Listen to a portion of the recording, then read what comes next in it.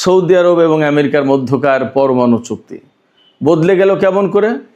তখন বলা ছিল যে আমেরিকা শর্ত ছাড়াই সৌদি আরবকে পরমাণু কর্মসূচি পরিচালনা করার জন্য চুক্তি করেছে। কিন্তু সন্ধ্যার খবরে প্রকাশ পাচ্ছে ডোনাল্ড ট্রাম্প জাস্ট তার অবস্থান বদলে ফেলেছেন। বাংলায় অনেকে পোল্টি মারা বলে, তিনি অবস্থান বদলে এখন বলছেন সৌদি আরবকে আব্রাহাম অ্যাকর্ড অর্থাৎ ইসরায়েলের সাথে সম্পর্ক স্বাভাবিকীকরণের যে চুক্তি, সেই চুক্তিতে সই করার শর্তে এই পরমাণু কর্মসূচির ব্যাপারে সৌদি আরবের সাথে চুক্তি হয়েছে। অর্থাৎ সৌদি আরব ইসরায়েলকে স্বীকৃতি দেবে, তবেই এই পরমাণু কর্মসূচি পাবে। এই পরমাণু চুক্তির সমস্ত সব কিছু সৌদি আরব লাভ করবে। সৌদি আরব পাল্টা জবাব দিয়েছে, তাদের নীতি অবস্থান একই আছে, স্বাধীন ফিলিস্তিনি রাষ্ট্র ছাড়া সৌদি আরব ইসরায়েলকে স্বীকৃতি দেবে না। আসলে কোথাকার পানি কোথায় গিয়ে গড়ায়, কোথায় গিয়ে দাঁড়ায়, আমাদের একটু দেখার ব্যাপার। এপাশে সামাজিক যোগাযোগ মাধ্যম এক্সে একটা খবর দেখলাম, ইরানের দক্ষিণাঞ্চল থেকে আমেরিকার স্পেশাল ফোর্স ডেল্টা ফোর্সের 50 জন সদস্যকে আটক করেছে ইরান। এই খবরের বাস্তবতা স্বাধীনভাবে এখনও যাচাই করা যায়নি, তবে এই খবর যখন বের হচ্ছে তার আগের খবর হচ্ছে আমেরিকা ইরানের উপরে স্থল অভিযান চালাবে, সেই ব্যাপারে ব্যাপক প্রস্তুতি নিচ্ছে। এর অংশ হিসেবে আমেরিকা এবং ব্রিটেনে বিপুল সংখ্যক যুদ্ধ বিমান এবং বোমারু বিমান হাই অ্যালার্ট অর্থাৎ উচ্চ সতর্ক অবস্থায় রাখা হয়েছে। এর সাথে মেডিকেল টিমও রাখা হয়েছে। এদিকে ইরান কি করছে? ইরান যা করছে তা হচ্ছে এই উপকূলীয় অঞ্চলের সাধারণ লোকজনের ভেতরেও গুলি এবং অস্ত্র বিতরণ করেছে। পাশাপাশি ইরানি মিডিয়ায় খবর বের হয়েছে যে হেলিকপ্টার দেখলেই গুলি করবে লোকজনকে আহ্বান জানিয়েছে। আমি গতকাল অথবা পরশুর একটা ভিডিওতে বলেছি যে ইরান উপকূলীয় অঞ্চল জুড়ে 10,000 স্নাইপার মোতায়েন করেছে। শুধু তাই না, সম্ভাব্য স্থল অভিযান মোকাবেলার জন্য ইরান সামরিকভাবে পূর্ণ প্রস্তুতি নিয়ে রেখেছে। আমি কিন্তু গতকাল অথবা পরশুদিনের আর একটা ভিডিওতে বলেছিলাম ইরান ইরাক এবং কুয়েতের সীমান্তবর্তী অঞ্চলে তার পদাতিক বাহিনী পাঠিয়েছে, ট্যাঙ্ক, সাজোয়াজান এবং স্থলযুদ্ধের জন্য যা যা লাগে এরকম সমস্ত সব কিছু পাঠিয়েছে। এদিকে আমেরিকার প্রেসিডেন্ট ডোনাল্ড ট্রাম্প ইরানের বিদ্যুৎ স্থাপনায় হামলার যে হুমকি দিয়েছে, তার জবাবে ইরান বলেছে, ইরানের গণমাধ্যমে একদম মেইন স্ট্রিমের গণমাধ্যমে খবর এসেছে সংযুক্ত আরব আমিরাত, কাতার এবং সৌদি আরবের 4টা বিদ্যুৎ কেন্দ্রে হামলা চালাবে বলে ইরান একদম পরিষ্কার ঘোষণা করেছে। এই 4টা বিদ্যুৎ কেন্দ্র সংযুক্ত আরব আমিরাত, কাতার এবং সৌদি আরবের 4টি বিমান ঘাঁটির বিদ্যুৎ সাপ্লাই দিয়ে থাকে। তার মানে হচ্ছে আমেরিকা যেভাবে ইরানের উপর হামলা চালাতে যাচ্ছে, ইরান ঠিক সেইভাবেই জবাব দেবে। এ কারণে সম্ভবত পররাষ্ট্রমন্ত্রী সাইদ আব্বাস আরাকচি বলেছেন, চোখের বদলে চোখ, এই নীতি এখন থেকে ইরানি সামরিক বাহিনী অনুসরণ করবে। তো সুপ্রিয় দর্শক, এ সমস্ত সব কিছু মিলে আমরা এখন বিস্তারিত আলোচনা করব। আশা করি শেষ পর্যন্ত সঙ্গে থাকবেন। আর ভিডিও যদি ভালো লাগে তাহলে লাইক, কমেন্ট, শেয়ার করবেন এবং চ্যানেলটি সাবস্ক্রাইব করে সাথেই থাকবেন। সর্বপ্রথম যে আলোচনাটি করতে চাই সেটি হচ্ছে এই, সৌদি আরব এবং আমেরিকার মধ্যে কয়েক ঘন্টা আগে, সেটা 10-20 ঘন্টা আগের ব্যাপার, একটা চুক্তি হয়েছে। চুক্তিটা হলো পরমাণু চুক্তি। আমেরিকা সৌদি আরবকে পরমাণু প্রযুক্তি দেবে, সৌদি আরব বেসামরিক উদ্দেশ্যে এই পরমাণু কর্মসূচি পরিচালনা করতে পারবে এবং এই চুক্তির আওতায় সৌদি আরব কোনো শর্ত ছাড়া এই পরমাণু কর্মসূচি পরিচালনা করতে পারবে। শর্ত ছাড়া বলতে প্রধানত 2টা শর্তের একটা সম্ভাবনা বা আশঙ্কা ছিল। সেই 2টো শর্ত ছাড়াই আমেরিকা সৌদি আরবকে নাকি এই পরমাণু চুক্তি করে দিয়েছে। সেই 2টো শর্তের একটা হলো সৌদি আরব ইউরেনিয়াম সমৃদ্ধকরণ করতে পারবে না, কিন্তু সেই শর্ত জুড়ে দেওয়া হয়নি। আরেকটা ছিল, সম্ভাবনা ছিল যে ইসরায়েলকে স্বীকৃতি দিতে হবে, কিন্তু এই চুক্তিতে দুটো শর্তের একটাও নেই। খবরটা এই ছিল প্রাথমিকভাবে। কিন্তু কিছু ঘন্টা অর্থাৎ কয়েক ঘন্টা যেতে না যেতেই মার্কিন প্রেসিডেন্ট ডোনাল্ড ট্রাম্পের পক্ষ থেকে বক্তব্য এসে গেছে। তিনি বলছেন এই চুক্তির প্রধান শর্ত ইসরায়েলকে স্বীকৃতি দিতে হবে, অর্থাৎ আব্রাহাম অ্যাকর্ডে সই করতে হবে। আব্রাহাম অ্যাকর্ডটা কি? আব্রাহাম অ্যাকর্ড হচ্ছে আগেরবার যখন ডোনাল্ড ট্রাম্প ক্ষমতা এসেছিলেন তখন তিনি ইসরায়েলের সাথে মুসলিম দেশগুলোর সম্পর্ক স্বাভাবিকীকরণ, ইসরায়েলকে একটা স্বাধীন সার্বভৌম রাষ্ট্র হিসেবে, বৈধ রাষ্ট্র হিসেবে স্বীকৃতি দেওয়া, তার সাথে সম্পর্ক তৈরি করা, সমস্ত সব কিছু অ্যাজ ইউজুয়াল আর 10টা-5টা রাষ্ট্রের সাথে যেভাবে অন্যান্য রাষ্ট্র করে ইসরায়েলের সাথেও তাই করতে হবে। সেই সময় এই চুক্তিতে সই করেছিল সংযুক্ত আরব আমিরাত, বাহরাইন, সম্ভবত মরক্কো এবং সুদান। ডোনাল্ড ট্রাম্প এই কথা বলছেন যে এই আব্রাহাম অ্যাকর্ডে সই করার শর্তে সৌদি আরবকে পরমাণু প্রযুক্তি এগুলো দেওয়া হচ্ছে। এবং তিনি এও দাবি করেছেন যে সৌদি আরব ইউরেনিয়াম এনরিচ করতে পারবে না, সামরিক উদ্দেশ্যে পরিচালিত করতে পারবে না, সেখানে ক্লজ দেওয়া আছে। এই জায়গায় কতগুলো প্রশ্ন আসে। চাপে পড়ে ট্রাম্প এই সমস্ত কথা বলছেন কিনা, তার অবস্থান পরিবর্তন করলেন কিনা, এটা একটা। আর একটা প্রশ্ন আসে সৌদি আরব এক ধরনের ফাঁদে পড়লো, ঘেরাটোপে পড়লো কিনা। আর একটা প্রশ্ন আছে যে ডোনাল্ড ট্রাম্প কি তাহলে সত্য বলছেন কিনা যে তিনি আব্রাহাম অ্যাকর্ডে সই করার শর্তে সৌদি আরবের সাথে এই চুক্তি করেছে। তার মানে সৌদি আরব বলেছে যে হ্যাঁ আমরা আব্রাহাম অ্যাকর্ডে সই করব। যদি তাই বলে তাহলে সৌদি আরব কি এখানে লুকাচ্ছে আসল কথা? তারা এই কথা বলেনি, এটা লুকাচ্ছে কিনা? তার মানে ডোনাল্ড ট্রাম্পকে যেমন সন্দেহ করার ব্যাপার আছে যে তিনি মিথ্যা বলছেন কিনা, অসত্য বলছেন কিনা, তেমনি সৌদি আরব মিথ্যা বা অসত্য বলছে কিনা সেটাও একটা প্রশ্ন। আর সর্বোপরি শেষ প্রশ্ন যেটা আসে অন্তত এখানে, সেটা হচ্ছে তাহলে এই চুক্তির ভবিষ্যৎটা কি? এই চুক্তি সৌদি আরব মানবে কিনা, আমেরিকা মানবে কিনা, এবং এই চুক্তি অনুযায়ী আব্রাহাম অ্যাকর্ডে সই হবে নাকি হবে না? এই চুক্তি অনুযায়ী সৌদি আরব পরমাণু কর্মসূচি পাবে নাকি পাবে না? বড় বড় প্রশ্ন। একটু ছোট্ট করে যদি ব্যাখ্যা করি তাহলে বলবো Donald Trump very much unpredictable person. তাকে কেউ প্রেডিক্ট করতে পারে না, এবং সবচেয়ে বড় কথা, প্রেডিক্ট করার চেয়ে সবচেয়ে বড় কথা হচ্ছে তিনি এখন কি বলেন, 2 মিনিট পরে কি বলেন, 2 ঘন্টা পরে কি বলেন, তার কোনো ঠিক ঠিকানা নেই। পশ্চিমা গণমাধ্যম, আমেরিকান গণমাধ্যম, আমেরিকান বিশ্লেষকরা, রাজনীতিকরা সবাই কথা বলে। অতএব ডোনাল্ড ট্রাম্পের সাথে কেউ কোনো চুক্তি করে শান্তিতে সেই চুক্তি বাস্তবায়ন করতে পেরেছে কিনা, সেটাই তো একটা বড় প্রশ্ন। এই চুক্তির ভাগ্য কি ইরানের চুক্তির মতো হবে কিনা? অর্থাৎ ইরানের সাথে চুক্তি করলো, 2 দিন পরে সেই চুক্তি আর মানলো না। সৌদি আরবের সাথে যে চুক্তি করলো সেই চুক্তিও কি 2 দিন পরে ডোনাল্ড ট্রাম্প বলবে যে না আমরা এই চুক্তি মানি না, ডিল ইজ ওভার? তার কিন্তু একটা আলামত দেখা যাচ্ছে। হয় এখন সৌদিকে আমেরিকার কাছে আত্মসমর্পণ করে নত হয়ে বলতে হবে ঠিক আছে আমরা আব্রাহাম অ্যাকর্ডে সই করছি, দিন আমাদের পরমাণু প্রযুক্তি, অথবা সৌদি আরবকে বলতে হবে যে না, স্বাধীন ফিলিস্তিন রাষ্ট্র না হওয়া পর্যন্ত আমরা এই চুক্তিতে সই করবো না, তাতে আপনি আবারে প্রযুক্তি দেন আর না দেন। তবে এখানে চূড়ান্তভাবে যে কথা বলা যাবে সেটা হচ্ছে সৌদি আরব এবং আমেরিকার মধ্যে যে পরমাণু বিষয়ক চুক্তি হয়েছে সেই চুক্তি এখন প্রশ্নের ঊর্ধ্বে নয়। এই নিয়ে নানা প্রশ্ন আছে। সবচেয়ে বড় প্রশ্ন হচ্ছে এই চুক্তি করতে গিয়ে সৌদি আরব আমেরিকার কাছে নতুন করে ফাঁদে পড়লো কিনা। সময় বলবে, আমরা অপেক্ষা করি। সুপ্রিয় দর্শক, এবার ইরান আমেরিকা এই প্রসঙ্গে চলে আসি। খুব সম্প্রতি রিপোর্ট বের হয়েছে, মার্কিন কেন্দ্রীয় গোয়েন্দা সংস্থা যেটা CIA, তাদের কয়েকটা ঘাঁটিতে হামলা চালিয়ে তছনছ করে দিয়েছে ইরান। সেই ঘাঁটিগুলো কোথায়? সেই ঘাঁটিগুলো মধ্যপ্রাচ্যের দেশে, সৌদি আরব থেকে শুরু করে বিভিন্ন দেশে CIA-র ঘাঁটি আছে।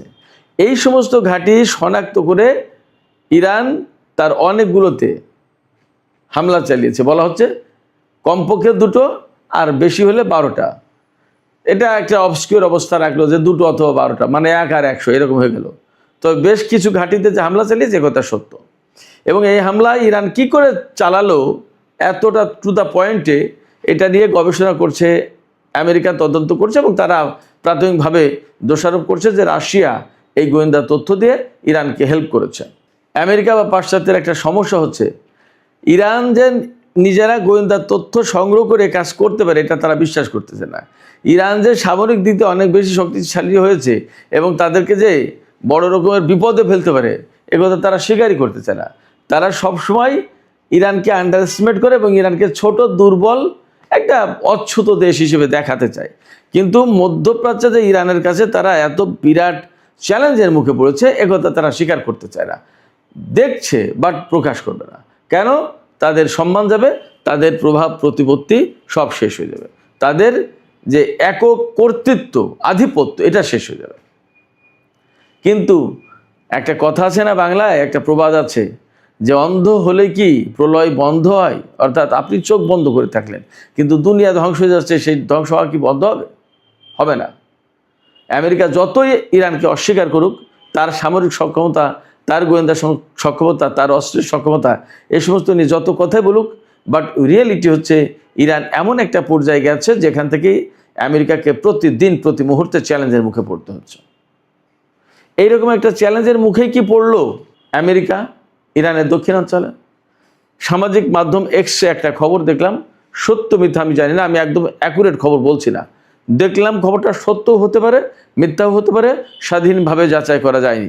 আমি আপনাদেরকে আর একটা কথা বলে রাখি, এখন মেইন স্ট্রিম চ্যানেলে যত খবর বের হয় তার চেয়ে অনেক বাস্তব খবর বের হয় সামাজিক যোগাযোগ মাধ্যম, ফেসবুক, টুইটার, টেলিগ্রামে, ইনস্টাগ্রামে, ইউটিউবে, এটা আপনারা অনেকেই জানেন।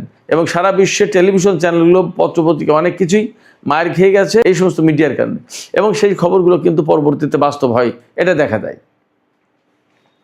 তো যাই হোক, আমি এখনও বলছি না যে দক্ষিণ অঞ্চলে 50 জন ডেল্টা ফোর্সের সদস্যকে আটক করেছে ইরান, বাট খবর এমন দেখলাম, যদি এরকম হয় তাহলে আমি ব্যক্তিগতভাবে অবাক হব না। এই কারণে ইরান অনেক দিন থেকেই প্রস্তুতি নিয়ে রেখেছে যে দক্ষিণ অঞ্চলে এই যে আমেরিকা হামলা চালাচ্ছে, এই হামলার মধ্য দিয়ে মূলত দক্ষিণ অঞ্চলটাকে, ইরানের সামরিক বাহিনীর সক্ষমতাকে ধ্বংস করে দিয়ে, সামরিক বাহিনীকে ভেতরে ঢুকে দিয়ে এই অঞ্চল দিয়ে আমেরিকার সেনা স্থল অভিযান শুরু করবে।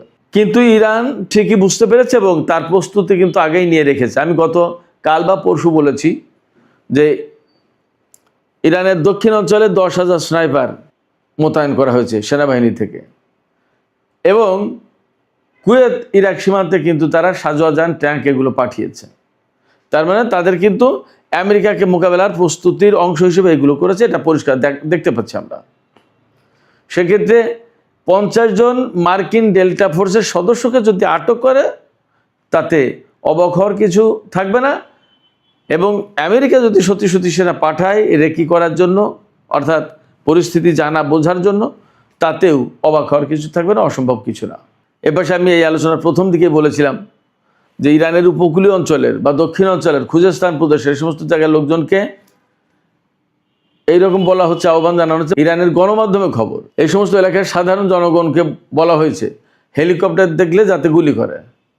তার মানে ইরান খুবই ধারণা করছে বা আশঙ্কা করছে যে যে কোনো মুহূর্তে আমেরিকা ইরানের ভেতরে স্থল অভিযান চালাবে, এবং সেই কারণে উপকূলীয় অঞ্চল, বিশেষ করে হরমুজগান প্রদেশের লোকজনের ভেতরে গুলি এবং ছোটোখাটো আগ্নেয়াস্ত্র, পিস্তল, রিভলভার বা শর্ট গান, হ্যান্ডগান, এই সমস্ত বিতরণ করা হয়েছে।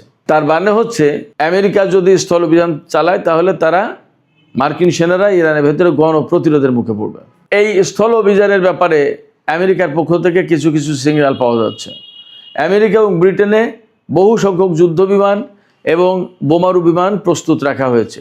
গতকাল তো খবর বেরিয়েছিল যে ইরানের উদ্দেশ্যে আমেরিকার B-1 বোমারু বিমান পাঠানো হয়েছে। তো আমেরিকার এই যে এই সমস্ত ফাইটার জেট এবং বোমারু বিমান যে প্রস্তুত রাখা হয়েছে, এগুলো কিন্তু সিগন্যাল।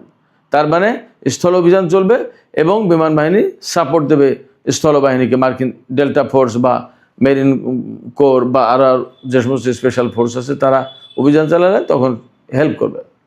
এবং এজন্য মেডিকেলের একটা বিরাট বড় টিম, 150 ডাক্তার, নার্সের একটা বড় টিম তারা রেডি করেছে, এমন খবর আছে। এবং আমেরিকা বুলগেরিয়াকে বলেছে যে তোমাদের ঘাঁটি দিতে হবে আমাদের ইরানের উপর হামলা চালানোর জন্য। আপনারা সবাই জানেন মধ্যপ্রাচ্যের ঘাঁটিগুলো থেকে মোটামুটি প্রায় বিদায় হওয়ার কাছাকাছি। গত রাতে খবর দেখলাম, আমি দুপুর ভিডিওতে বলেছি, আলুদেদ ঘাঁটি থেকে মার্কিন সেনারা চলে গেছে ঘাঁটি খালি করে। আজকে আর একটা খবর দেখলাম, সম্ভবত প্রিন্স ফয়সাল এয়ারবেজ, সেই ঘাঁটিও ছেড়ে গেছে, অথবা মোয়াফাকাল সালতে, যে কোনো একটা ঘাঁটি একদম ক্লিয়ারলি কমপ্লিটলি খালি করে ফেলেছে। সেখানে মার্কিন সেনা তাদের বিমান, ড্রোন কোনো কিছুই রাখেনি। তো বুলগেরিয়াকে আমেরিকা তাদের বিমান ঘাঁটি ব্যবহারের সুযোগ দিতে বলেছে এবং বুলগেরিয়া রাজি হয়েছে। বুলগেরিয়া হচ্ছে নেটোভুক্ত একটা পূর্ব ইউরোপের দেশ এবং পূর্ব ইউরোপের যে সমস্ত দেশ নেটোতে জয়েন করেছে তারা আমেরিকার অনেক বেশি অনুগত। ইরান বুলগেরিয়াকে সতর্ক করেছে যে ঘাঁটি দেওয়ার ব্যাপারে সতর্ক থাকো। ইরানের নীতি হচ্ছে কি, যে যেখান থেকে হামলা হচ্ছে সেই জায়গায় ইরান হামলা চালায়। বুলগেরিয়া থেকে যদি আমেরিকা হামলা চালায় তাহলে বুলগেরিয়ার উপর কিন্তু ইরান হামলা চালাতে পারে। তার মানে তখন নেটো জোটের আর একটা দেশ যুদ্ধের ভেতরে জড়িয়ে গেল, তখন হয়তো নেটো জোটের প্রশ্ন আসতে পারে একদম পুরো যুদ্ধে জড়িয়ে যাওয়ার। যদি তাই হয় তখন চীন রাশিয়ার ভূমিকা কী হবে তা কিন্তু একটা বড় প্রশ্ন। তার মানে বিশ্বযুদ্ধ কি আসন্ন সে একটা প্রশ্ন এই প্রেক্ষাপটে দাঁড়িয়ে যাচ্ছে। এরই মধ্যে ইরান ৫,৫০০ কিলোমিটার পাল্লার ক্ষেপণাস্ত্রের পরীক্ষা চালিয়েছে। কেন? বুলগেরিয়াকে শুধু উদ্দেশ্য করে নয়, নতুন ব্রিটিশ প্রধানমন্ত্রীর কাছে ব্রিটেনের ঘাঁটি এবং দিয়াগো গার্সিয়া ঘাঁটি, যেটা ব্রিটিশ অধীনে, সেই ঘাঁটি ব্যবহারের জন্য চাপ সৃষ্টি করেছে। কেয়ার স্টারমার দেয়নি, এই নতুন প্রধানমন্ত্রী দিয়েও দিতে পারে। যদি দেয় তাহলে দিয়াগো গার্সিয়া ঘাঁটিতে ইরানের হামলার প্রশ্ন আছে, তখন একটু দূরবর্তী পাল্লার ক্ষেপণাস্ত্র প্রয়োজন। সেই জন্য ইরান হয়তো এই ৫,৫০০ কিলোমিটার পাল্লার ক্ষেপণাস্ত্রের পরীক্ষা চালিয়েছে। ইরান থেকে বুলগেরিয়ার দূরত্ব ১৮০০ কিলোমিটার থেকে ২,০০০ বা ২,৩০০ কিলোমিটারের ভিতরে। আর ব্রিটেন কতটুকু আমি জানি না, সম্ভবত ৫,৫০০ কিলোমিটার হতে পারে। আবার দিয়াগো গার্সিয়া ঘাঁটি সম্ভবত ৩৮০০ বা ৪,০০০ কিলোমিটার। তার মানে ৫,৫০০ কিলোমিটার পাল্লার ক্ষেপণাস্ত্র হলেই ইরান সব কাভার করতে পারে। যদি এই সমস্ত ঘটনাগুলো ঘটে তাহলে যুদ্ধের বিস্তৃতি মারাত্মকভাবে বেড়ে যাবে। এবং আমি যে বললাম, বুলগেরিয়া যদি যুদ্ধে জড়িয়ে যায়, ইরান যদি বুলগেরিয়ায় হামলা চালায় আর বুলগেরিয়া যদি রিয়্যাক্ট করে, তাহলে নেটো জোটের কিন্তু তখন যুদ্ধে জড়িয়ে যাওয়ার প্রশ্ন। অবশ্যই আমেরিকাকে প্রথম যুদ্ধে নেটো জোট বা ইউরোপীয় ইউনিয়ন সমর্থন দেয়নি, এখন নতুন করে দেবে কিনা সেটা সময় বলবে, দেখা যাক। এদিকে আমি আর একটা খবর বলেছিলাম যে মার্কিন প্রেসিডেন্ট ডোনাল্ড ট্রাম্প যে বলেছেন যে হরমুজ প্রণালীতে আর যদি একটা জাহাজে হামলা চালানো হয় তখন আমরা একটা সেতু অথবা একটা বিদ্যুৎ কেন্দ্রে হামলা চালাবো ইরানের। গত রাতে ইরান যে হামলা চালিয়েছে সেটা কিন্তু মার্কিন জাহাজ, মার্কিন তেলবাহী জাহাজে। এর জবাবে কিন্তু ইরানের কোনো বিদ্যুৎ স্থাপনায় হামলা চালিয়েছে তা কিন্তু জানা যায়নি, পাওয়া যায়নি খোঁজ। আমেরিকার যে হুমকি, এই হুমকির জবাবে ইরান কিন্তু বলে রেখেছে আমেরিকা যদি ইরানের বিদ্যুৎ কেন্দ্রে হামলা চালায় তাহলে ইরান মধ্যপ্রাচ্যের অন্তত ৪টি বিদ্যুৎ কেন্দ্রে হামলা চালাবে। সেই বিদ্যুৎ কেন্দ্রগুলোর একটি হচ্ছে আল তাওবিলা বিদ্যুৎ কেন্দ্র, এটা দুবাইয়ে সংযুক্ত আরব আমিরাতে অবস্থিত। এই বিদ্যুৎ কেন্দ্র থেকে আল জাফরা বিমান ঘাঁটিতে বিদ্যুৎ সরবরাহ করা হয় আমেরিকার ঘাঁটিতে। আর একটা বিদ্যুৎ কেন্দ্র নাম হচ্ছে দেওয়া, DWA। এই বিদ্যুৎ কেন্দ্র থেকে আমেরিকার মিনহাদ বিমান ঘাঁটি সংযুক্ত আরব আমিরাতে, এই বিমান ঘাঁটিতে বিদ্যুৎ সরবরাহ করা হয়। তার মানে এই বিদ্যুৎ কেন্দ্র টার্গেট করবে ইরান, সংযুক্ত আরব আমিরাতে এই দুটো। কাতারের রাস লাফান বিদ্যুৎ কেন্দ্রে হামলা চালানোর হুমকি দিয়েছে ইরান। এই বিদ্যুৎ কেন্দ্র থেকে আল উদেদ বিমান ঘাঁটিতে বিদ্যুৎ সরবরাহ করা হয়। আর সৌদি আরবের রিয়াদ পাওয়ার প্ল্যান্ট, এই বিদ্যুৎ কেন্দ্রে হামলা চালানোর হুমকি দিয়েছে ইরান। এই বিদ্যুৎ কেন্দ্র থেকে প্রিন্স সুলতান এয়ারবেজ, সৌদি আরবে যেটা, মার্কিন এই বিমান ঘাঁটিতে বিদ্যুৎ সরবরাহ করা হয়। তার মানে মধ্যপ্রাচ্যের খুব গুরুত্বপূর্ণ 4টি বিমান ঘাঁটিতে যে সমস্ত বিদ্যুৎ কেন্দ্র বিদ্যুৎ সরবরাহ করে সেই সমস্ত বিদ্যুৎ কেন্দ্রের উপরে ইরান হামলা চালানোর হুমকি দিয়েছে। তো সামগ্রিক পরিস্থিতিতে যা বোঝা যাচ্ছে, মধ্যপ্রাচ্যে আমেরিকার অবস্থা যথেষ্ট নাজুক। ইরান এখন যে কথা বলছে যে মধ্যপ্রাচ্য থেকে সম্পূর্ণভাবে মার্কিন সেনা চলে না যাওয়া পর্যন্ত এই হামলা বন্ধ হবে না। তার মানে ইরান ধরে নিয়েছে যে যে পরিস্থিতি তৈরি করেছে, আমি গতকালকে একটা ভিডিওতে বলেছিলাম যে মধ্যপ্রাচ্যের সমস্ত দেশ থেকে তাড়িয়ে গুটিয়ে আস্তে আস্তে ইসরায়েলের দিকে নিয়ে যাচ্ছে ইরান। আর মধ্যপ্রাচ্যের অনেকগুলো ঘাঁটি কিন্তু খালি করে ফেলেছে। ব্যাপারটা যদি তাই হয় তাহলে এই সমস্ত ঘাঁটির পরিণতি কী? ইরান সহজে এখানে ফিরতে দেবে না। তাহলে দাঁড়াচ্ছে পরিস্থিতি এই রকম, মধ্যপ্রাচ্য থেকে আমেরিকা চলে যাবে কিনা, মধ্যপ্রাচ্যের বিভিন্ন ঘাঁটি থেকে আমেরিকার সেনা থেকে প্রত্যাহার করবে কিনা, চূড়ান্তভাবে মধ্যপ্রাচ্যে আদৌ আমেরিকার সামরিক উপস্থিতি আর থাকবে কিনা সেই প্রশ্ন এখন বড় হয়ে দেখা দিয়েছে। সুপ্রিয় দর্শক, এখনকার আলোচনা এখানে শেষ করতে চাইছি। আপনাদের কাছে আমি এই একই প্রশ্ন রেখে গেলাম যে আপনারা কি মনে করেন যে মধ্যপ্রাচ্য থেকে আসলেই আমেরিকার চলে যাওয়ার কোনো প্রশ্ন সামনে এসে দাঁড়িয়েছে? আপনাদের কি মনে হয়? আপনাদের মতামত ভিডিও কমেন্টে জানাতে পারেন। আর ভিডিও ভালো লাগলে লাইক, কমেন্ট, শেয়ার করবেন এবং চ্যানেলটি সাবস্ক্রাইব করে সাথেই থাকবেন। সুপ্রিয় দর্শক, এখনকার মতো আলোচনা এখানেই শেষ করতে চাইছি। আপনারা সবাই অনেক অনেক ভালো থাকুন। আল্লাহ হাফেজ।